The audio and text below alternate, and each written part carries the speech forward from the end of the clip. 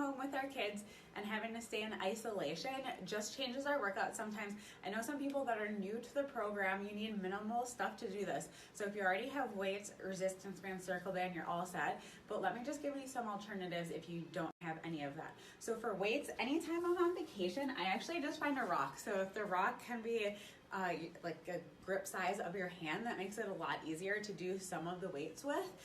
So using a rock from outside, using a book that is like a fairly heavy book. You can also sometimes use one instead of two weights, right? So I could use this book to do bicep curls even though I would usually be using two weights. The other thing you can do is you can take like really heavy tools and put them in a purse or water bottles and then use that as the weight. If you would do that, you want to get the strap as close to the weight as you can. So a bag that has a little bit more flexibility in it and puts a weight in one spot would be better. That way you could change how heavy or light your bag is.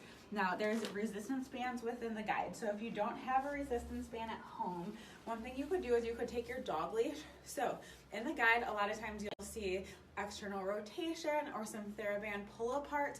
You could take a towel or a dog leash like this, and even though you're not actually pulling the band apart because resistance bands have a little give on it, I can still do what's called an isometric contraction where I'm still creating tension in my muscle but not actually moving the muscle. So for TheraBand pull aparts, it would look like tension, bring your hands apart, tension, and then tension and hold, versus just pulling the whole thing apart. Or if I'm doing the arm out to the side, I'd hold and then relax.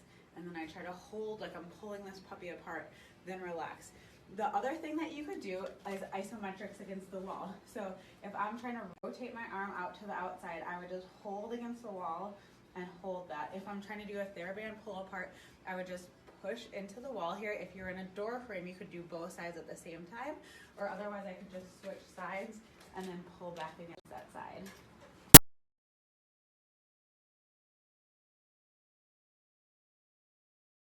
With exercise, we want it to be beneficial to you guys and not a stressor. So when your schedule's all messed up, when you're doing different things, just know that if moving your body for a short amount of time is better than nothing at all. So like if you just get through one round and then the kids wake up from their nap, you know, this is just a short period, hopefully, that will be here. So knowing that, that's what you could do. Yesterday, I literally did 2 rounds and then got distracted with kids and didn't finish. And usually I would feel horrible about it. But given the circumstance, you just kind of got to move on.